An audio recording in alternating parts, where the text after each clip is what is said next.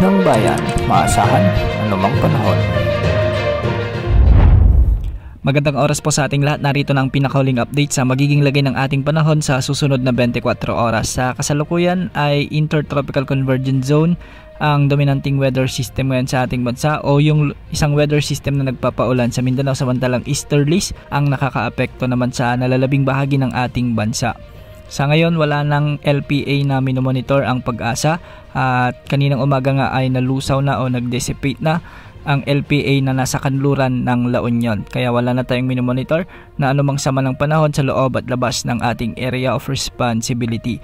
Wala rin tayong nakikitang potential na bagyo na posibleng pumasok sa ating PAR sa susunod na 3 hanggang 5 araw. Dahil nga sa pag-iral ng Intertropical Convergence Zone ay magiging maulap ang mga kalangitan na may mga kalat-kalat na pagulan at thunderstorms sa buong Mindanao. Kaya makikita natin sa ating satellite animations na maraming kaulapan ngayon ang nagdadala ng mga pag-ulan sa maraming lugar dito. Kaya posible pa rin ang banta ng mga biglaang pagbaha o pagguho ng lupa, lalo na kung may mga katamtaman hanggang sa malalakas na pag-ulan. Samantala dahil naman sa easterlies ay magiging maulap din ang mga papawirin na may mga kalat-kalat ding pag-ulan at pagkulog sa Aurora at Quezon Province. Posible pa rin ang banta ng mga biglaang pagbaha o pagguho ng lupa, lalo na kung may mga katamtaman at hanggang sa kung minsan ay malalakas na pag-ulan. Para naman sa Metro Manila at nalalabing bahagi ng ating bansa ay easterlies pa rin ang nagdadala ng mga kalat-kalat na pagulan at pagkulog-pagkidlat sa mga lugar, lalo na sa Luzon na may mga thunderstorms na nagdadala rin ng mga malalakas na pag-ulan.